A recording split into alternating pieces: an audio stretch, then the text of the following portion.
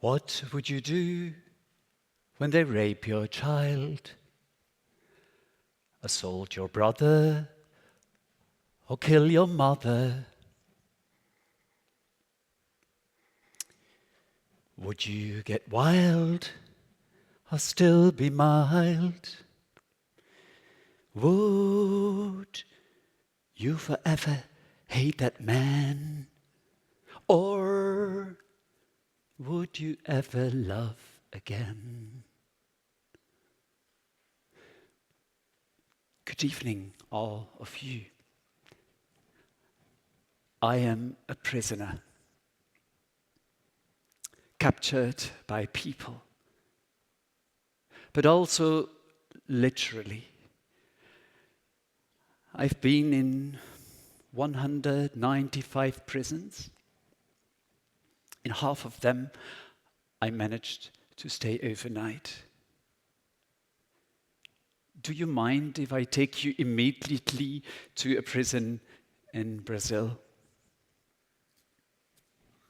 I want to introduce you to one of my fellow inmates, Diego. Diego was doing his 7th year for the murder of a taxi driver. The last 2 years, he was visited weekly by, guess who? The family of the taxi driver. What happened? Well, Diego learned that the widow was now about to die. She was facing a life-threatening kidney disease, and the only way out was a transplant. But in the whole of the province of Minas Gerais, they couldn't find a proper donor. Diego underwent some medical tests, and he was found compatible. He was a match. He decided that they could take away one of his kidneys to give to the widow whose husband he had killed years before.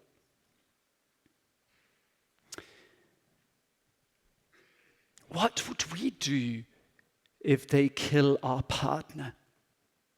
And can we identify with the wife of the murderer? Do we believe that human beings are makeable?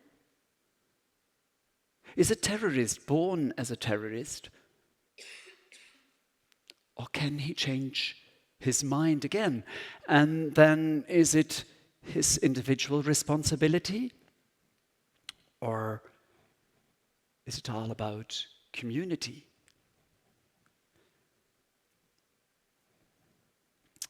I have to keep telling people that it's not because of my care for prisoners that I'm blind for the grief they've caused, for the evil they've done.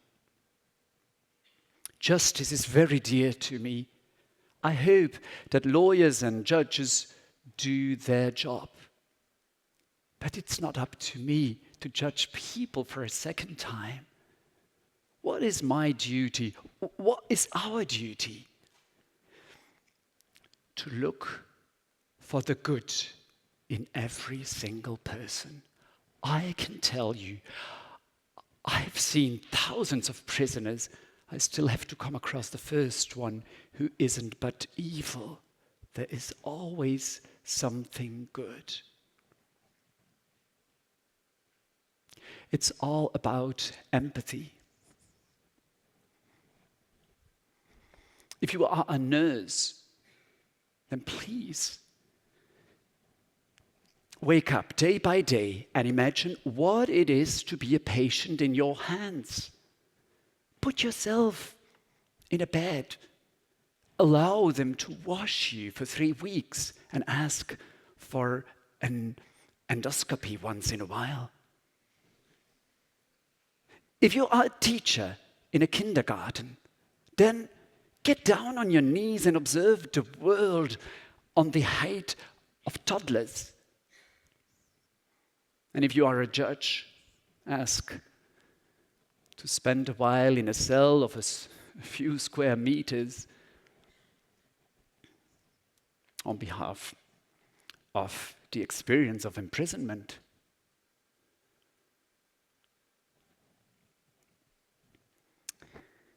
After having worked 15 years with prisoners, I spent my first night behind bars. And it changed my life. This was my first prison. The prison in Rwanda was built for 2,000 persons, yet we were nearly 7,000. I've been in prisons in Thailand, where the prisoners got a chain of 8 kilos between their ankles. Japan, forbidden to talk in a Japanese prison. On the outskirts of Kampala, there is a children's prison.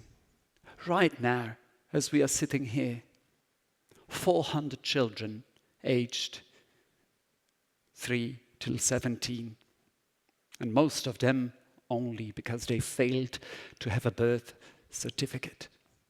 I've seen hell. Prisons where there's no water, no food. But I've seen heaven as well. Through my stay in all these prisons, I've seen the strength, the resilience of human nature. The prison where I stayed the longest was in the Congo. 1 month. The first news I got when I made it to the prison was that they hadn't eaten for 15 days. You have to know that a family has to take the food over to their beloved ones. But the guards hadn't been paid for more than 12 years, so they took portions of those meals. A lot of families can't afford to take and food for the guards and for their beloved ones. 75% of the Congolese prisoners never get a visit. The longest that I stayed without food was 5 days, because then we got a visit. The oldest in our dorm was Kambale Kitakia, 87. His wife got some bananas from the vendors out of the prison. I don't know how many she gave to the guards, but she managed to make it to our cell and gave 12 bananas to her husband. Kambale Kitakia shared his 12 bananas with the 71 other fellow inmates. I learned that we don't survive only on bread or bananas, but on solidarity. And talking about fruit, one night Kambala told me, he said, "Jan, do you know that before the Belgians came to colonize us, that there were no prisons in this area?" I said, "Intéressant."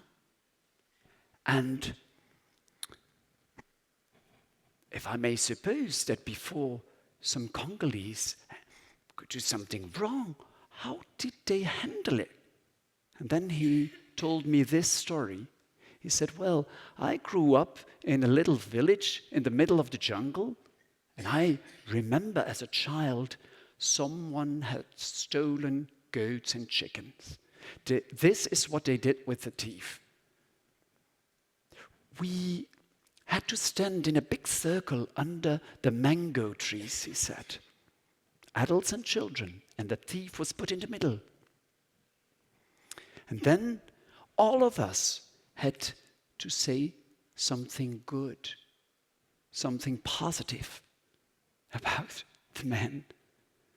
It could take the whole day," he said, "but at the end, he made a proposal to restore the damage. But we never would lock up someone. Can something good come out of bad things?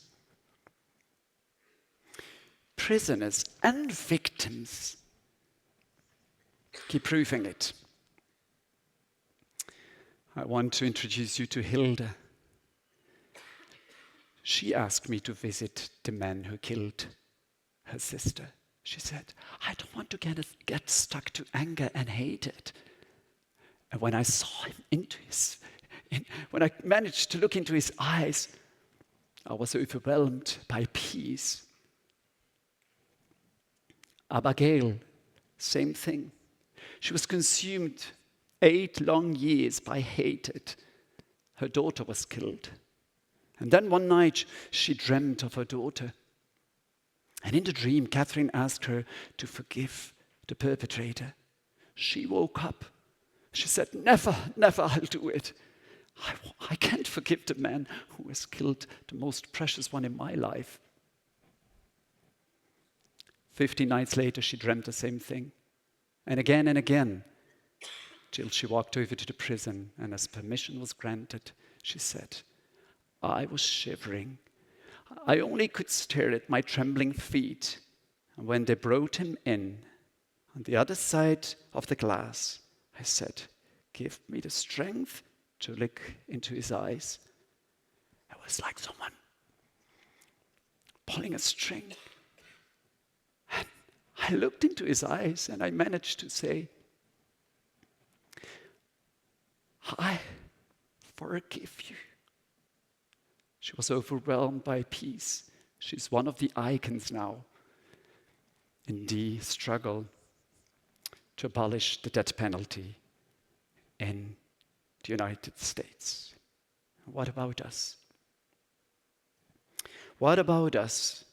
Where are we? I hope that this is not a collection of exotic stories. I hope that these stories may inspire us for our daily conflicts. As Hank Hein, the widow of Gerrit Jan, Albert Heijn's son, who was kidnapped and murdered, wrote to the perpetrator, forgiveness is perhaps the greatest gift I gave to myself. Mentally, I became more tolerant and gentle. My physical complaints disappeared. Don't keep me calling a victim.